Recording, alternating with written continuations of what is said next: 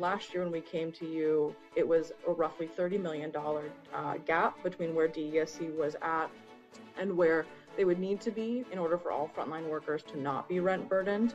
And unfortunately, as we all know, inflation and cost of living has continued to increase over that same time. That's Lindsay Grad right there from SEIU Healthcare, 1199 Northwest, one of the unions pushing the city of Seattle to keep funding higher wages for workers on the front lines, dealing with Seattle's opioid crisis and homelessness crisis. But where is that money going to come from? Seattle is still facing a sizable budget gap over the next 2 years. Remember that, folks. Plus, would you pay an $18 toll to use Highway 405? Woof, that's a tough one.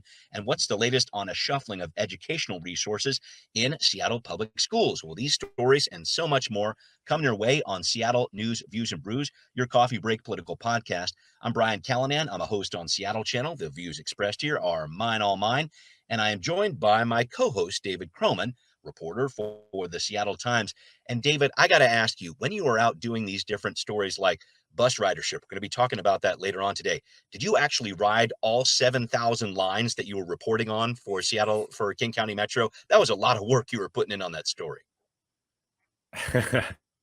No, I did not. I mean, there's the magic of data analysis, which is not my skill set, but fortunately, it's a spreadsheet that you can look at rather than actually needing to visit and count every single bus stop. Okay. All right. Well, I know you're awesome, but that would have been actually superhuman. So that's something else entirely. David, thank you so much for breaking this down with me and always joining me on the show. Thanks also to our background noise sponsor, City Grind Espresso on the first floor of City Hall. Thanks also to our show patrons. A shout out to Jess. Thank you, Jess, for jumping on board last week.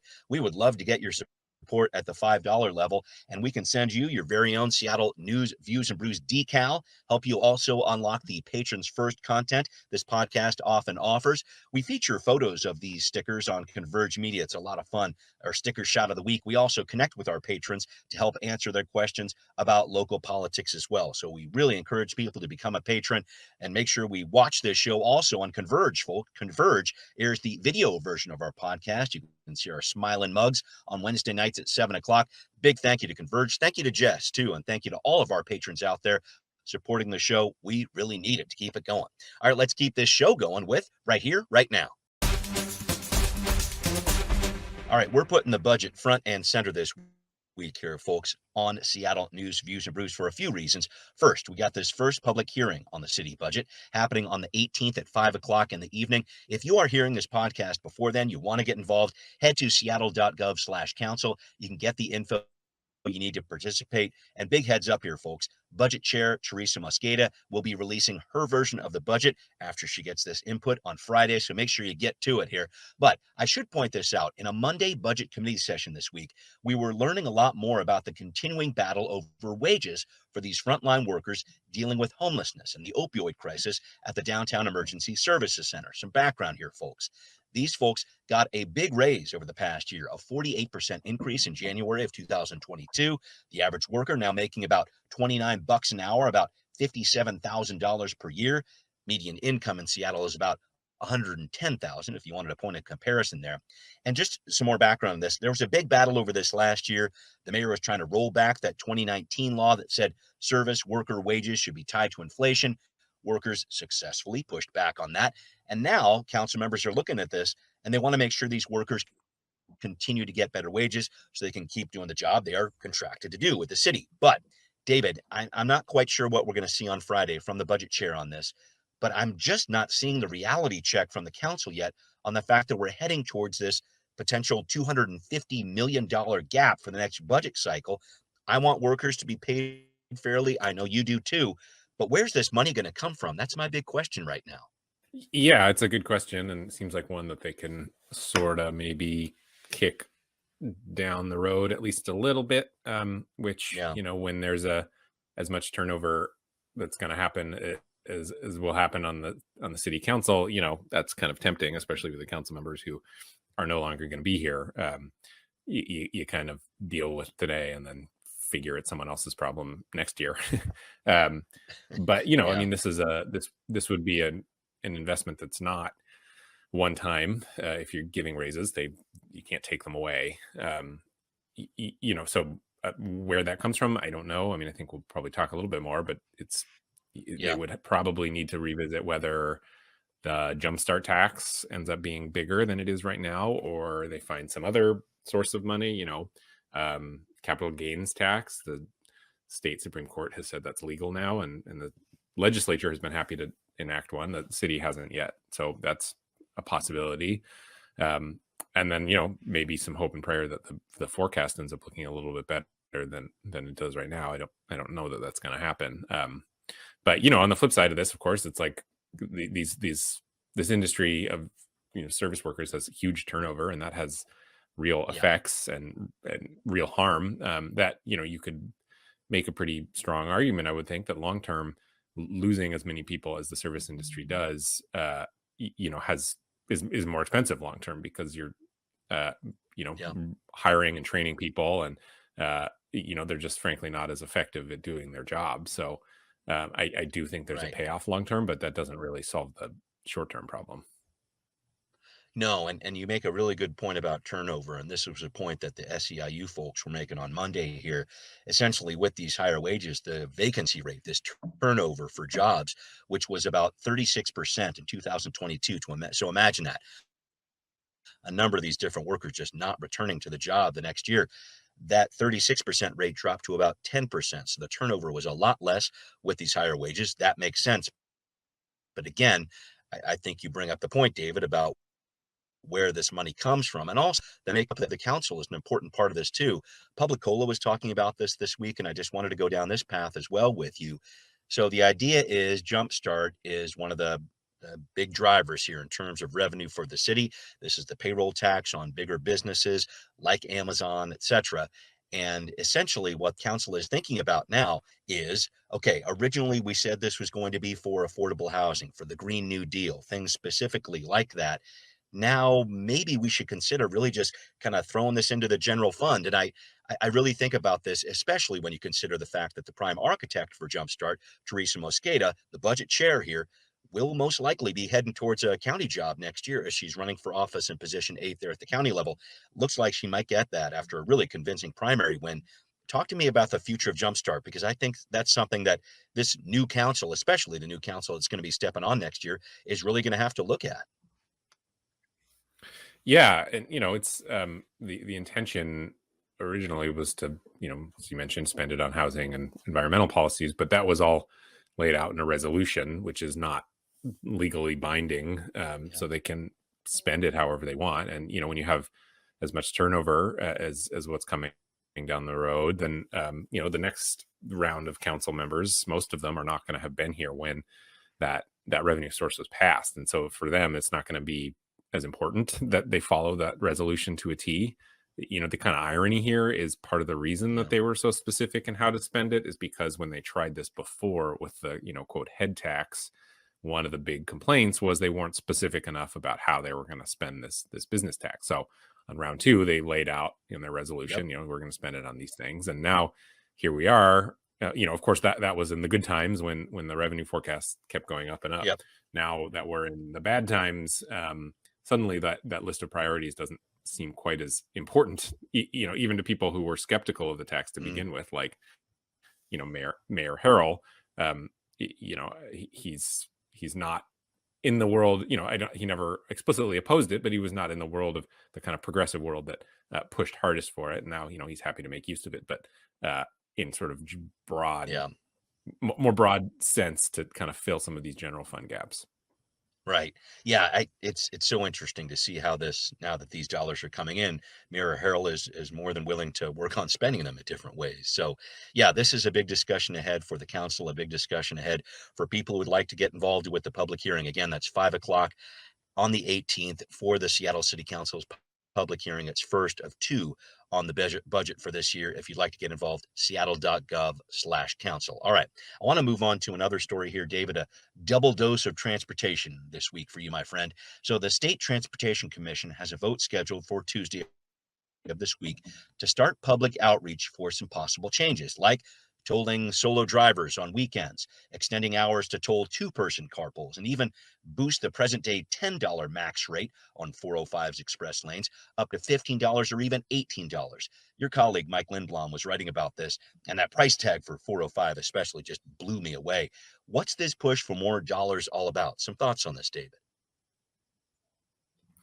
Yeah, I mean the push for more dollars is because the transportation system, I don't know what the opposite of a free fall is, a upward spiral of cost. It's just these highway projects that they're working on are exceeding their estimates by pretty astronomical amounts. The 405 167 project, I think was, I'm blanking on the exact number, but you know, several $100 million more than what the engineers said it would be. They just got back an estimate for, or the bids Right. for 520 over Portage Bay. They thought it would cost $800 million. The lowest bid was $1.3 billion. So they are seeing a sort of existential price escalation on large highway projects, large transportation projects. And, there are a lot of reasons behind that that we could go into. I wrote about one reason being kind of they're just not getting as many competitive bids, and contractors are just not willing right now to take on the level of risk that these projects require. And so they're basically charging more to cover that risk. But, there's more nuance to it than that. So, the legislature has a lot of problems they got to figure out, and soon probably in this next legislative session. The kind of most immediate response that they have thought of, and that I think we're hearing about today, is raising tolls on 405. That kind of is the most one-to-one correlation there. And so, yeah, it'll be interesting to see. The vote is today, and I'm sure Mike will write about it. Be interesting to see what they eventually end up doing. Yeah, and I thought Mike made an interesting point, and some of the commissioners are definitely wrestling with this. Are we turning these lanes, when we start talking about charging $15, $18, are we turning these into Lexus lanes, as it's been called, something that is only really afforded to the wealthy out there? The people that don't have as much aren't able to use them. Some thoughts about that, and just who these express lanes are supposed to be for. Are they just for people who can pay for them? Should they be for people who are of all income levels? This is a pretty challenging issue. Yeah, and that's always the case. I think that always comes up when you think about tolling. Especially when, it's one thing when everybody has to end up paying the toll. It's another thing when it's sort of opt-in some ways. You don't have to use the express lanes, but the result is you do create sort of a class system of the people who can afford it are going to get to work faster than the people who can't. Yeah. You could probably make the same argument with 520. Some people just take I-90, but that's going to take longer. Yeah. So yeah, I mean, it always comes up. It is an equity issue. At the same time, tolls are in some ways the kind of, maybe behind gas tax is kind of the most simple way to pay for highway projects, because the people who are using it are the ones who are paying for it. It's pretty one-to-one in that sense. So it's tempting, and it's why it's coming up. But yeah, I mean, it's for a lot of people, they just don't have the option but to drive a car. Transit is not super reliable right now, or in some parts of the county in particular, not, we'll talk more about this, but it's not super accessible. And so it's not just rich people who are driving their cars to work, but it will be rich people who are paying $15 to drive in the express lane. Yeah, and it's so interesting to look into that issue. And these tolls are higher in other parts of the country, folks, just to have an awareness of them. You can pay up to 60 plus bucks in some parts of Washington, D.C. if you take enough of these toll roads here. And I think the issue of it is there's been a certain guarantee for, okay, if you pay these tolls, then you will be going at least 45 miles per hour, let's say, on the freeway. And with the current level, that just ain't happening. And so I think there has to be, or there has been, some push at the state level to say, okay, what is the lever we can pull to make sure that we can deliver on that 45 mile per hour promise? And fortunately, unfortunately, however you want to look at it, it looks like those higher tolls are the avenue they have to do that, I guess. Is that kind of the reasoning here, David? Yeah, I mean, it's you see this play out. It's sort of like with parking too. If you feel like there's not enough parking, you raise the rates, and suddenly people find ways other than driving their cars in to park, and you open up some spots. So yeah, it is short of building, massively expensive new highways and widening lanes. That is a way to free up a little space. Again, though, I mean, some people will find alternatives, take the bus or whatever it might be. For a lot of people, though, who don't want to pay that, it could and probably will mean that the other lanes that are not tolled slow down even more. Yeah. Yeah, good points all. Well, thank you for that, David. Up next, a grim new record for our region in dealing with an out-of-control drug crisis. The details coming up on Now Hear This. The headline is one that is frightening, but perhaps not unexpected. Drug overdose deaths in King County have now eclipsed last year's record number, with 1,010 people killed this year as of early October, compared to 1,001 in all of 2022. Local agencies are doing what they can to fight back. Mayor Harrell spoke to this issue when he signed an executive order to fight Seattle's drug crisis back in April. We have an obligation to do more from those suffering from substance abuse disorder for all of our neighbors. Fentanyl crisis is just playing out on our streets, and we see it every single day. It's playing out in our neighborhoods. We all are affected by this. Now, as you might imagine, fentanyl is the primary drug to blame in these overdose deaths. 109 deaths from fentanyl in 2019, 846 so far in 2023. Amazing to see that increase there. David, I think my first question here, local agencies like the City of Seattle, King County Public Health, they are clearly focused on this drug crisis. Are they making an impact? I don't even know whether to lay it at their feet or some national agency here, but I know all these agencies are really working on this, and yet we see these numbers keep on going up. Some thoughts about what's going on here and how these agencies are responding to this. Yeah, I don't know. I mean, it feels a little bit like, trying to turn back the tide of the ocean in some ways. It's just when you're combating against cheap and accessible drugs that are kind of everywhere right now. I frankly, if I knew exactly what to do about that, then I would solve it. It's just I just get the sense that there's so much of it, and it's so easy to come by, and it's so addictive that, and it's so deadly. If heroin users who are going to fentanyl, there's a dramatic escalation of how deadly that is, and so there's only so much you can do when it comes to this drug. Yeah, it feels like that too. I mean, the power of this drug is 50 times more powerful than heroin, and the dose that you'll find on the street. I've seen some of these stats here. 6 out of these 10 pills have a certain level of fentanyl in them that could kill the average person. It's absolutely amazing. And so there was one stat, though, that jumped out at me from this last week. The Como did a report on this. The fire department said, okay, we're reversing these overdoses. We are able to save lives in these cases. They bring someone back to life, but in 1 of 20 of those cases, those people will be back on the drug and dead within a year. And I think about this access to Narcan, these other overdose reversing drugs, those really seem to be the key for public health agencies. And those are the keys they're touting to really fight this crisis. But is that providing the right answer? And I'm asking another wide open question here, because I don't know what another option would be, but that whole concept of leading with those overdose reducing drugs or reversing drugs here. Some thoughts about that. This is a challenge. Yeah, I don't know. I've never heard anyone argue that Narcan isn't the answer. Right. My sense of it has always been it's a way to buy a little extra time. Right.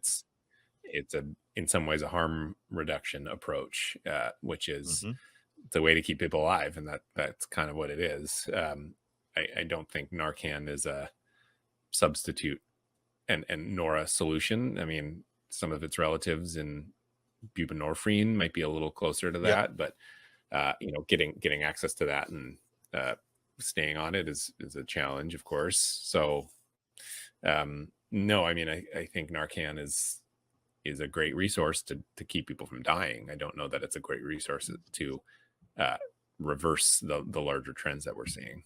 Yeah, you're right. It does feel like that Band-Aid that brings us to that next level of, okay, what other treatments are you going to be able to put with this? What other services are you going to be able to connect people with? And I think that's the ongoing challenge here. And I know I always ask you impossible questions about this, David, but I think it's important to engage them because I know this is something that our local agencies are doing too. This is something that the city's talking about, the county's talking about, and these numbers, especially what we're talking about here, more than 1,000 deaths, overdose deaths in King County. We're not even through the end of the year.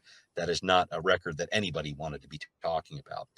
I did want to move on to another issue here, some challenges in Seattle public schools over the last couple of weeks as our school system reshuffles some of its assets amid plans to cut services following some major budget concerns due to lower enrollment. So this was happening last Monday. Dozens of classrooms across Seattle reconfigured to meet state class size requirements. Some students got a new teacher, others had to jump into split grade classes. A lot of parents upset about this. Superintendent Brent Jones apologized for the disruption, but these parents are asking, why did this need to happen in October? Why wasn't this going on in the first weeks of September as school started? David, I know it's a bit of a mess, but some thoughts about what Seattle Public Schools is going through right now. Yeah, it's not an issue that I follow closely because the school world is sort of its own animal. It is its own kind of specific politics and government. I would say that this isn't specific to Seattle Public Schools. It seems like a lot of public schools are seeing declining enrollment and therefore declining revenue and are making hard decisions. We've talked about Eastside as closing schools, and I don't know that you could find a public school district right now that isn't dealing with some version of this. There are no great ways to address that. It's not great for the families who are still there to see cuts as a result. It's I don't know enough about this to know if there's some school district out there that has like a great answer to these larger questions. But it seems like Seattle Public Schools is going through it in the same way that other school districts are.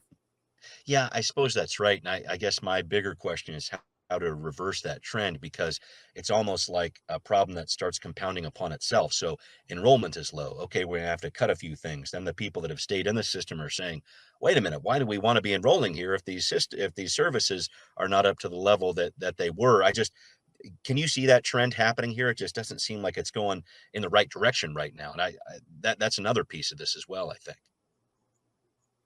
Yeah, right. No, I think that's right. I know that some people are pushing the legislature to spend more money on the schools to reverse, to, kind of put a stop to that downward spiral. I don't know what money, there's the big revenue source of the legislature that's seeing big growth is the carbon sales, but that couldn't be used for schools. But maybe other programs that are environmental from the general fund could be shifted. You can maybe move money around and sort of free up some money for the schools. I know that's something people are pushing for. There's also sort of larger questions. We had the McCleary decision, which forced the legislature to spend more on schools, but one constitutional question that hasn't, I don't think, been resolved yet is around property tax levies and certain schools being able to pull more from the local residents to how you have a lot. You can't spend it directly on teachers, but you can have a lot more after school programming and a lot more teachers aides and things like that than other schools. So I know there's been some fight over the sort of constitutionality and fairness of that, which is that you have schools like Mercer Island or whatever that a lot of funding, schools like Rainier Beach maybe not. So I think that's also a larger question that people are going to look at, is sort of how you distribute resources a little bit better. But again, none of those are, well, the legislature might be a short-term fix. The sort of larger questions around how schools are funded broadly are probably not going to solve this problem. true. And it's interesting to point out also that there are a number of different PTA groups around Seattle where, let's say, some individual school area has a very strong PTA, another school might not have as strong a PTA. Even those agents, or those groups, I should say, are working on banding together and trying to figure out how they distribute their resources, people and dollars, to try to make sure that all these schools are equitably served by a PTA. So yeah, there's a lot of moving pieces here, and I know this is a difficult one to work through. Schools are a labyrinthine process to try to work through in terms of their management and their government. But it's definitely something impacting a lot of people in Seattle. And David, I thank you for jumping in and talking about that with me. All right, well, coming up, bus ridership. We touched on this earlier. We know it is down across our region, but not every bus stop has the same story. Find out where transit is almost back to pre-pandemic levels and what that means. David's going to break it down here on Transportation Talk. David, you had a great piece recently in the Seattle Times with some of your colleagues researching 7,000 bus stops all across King County. You and other outlets have definitely been reporting that bus ridership is down, but you in this report found out that that's not necessarily the case for all of the transit stops out there. Talk to me about this report. This was a really interesting find, I thought.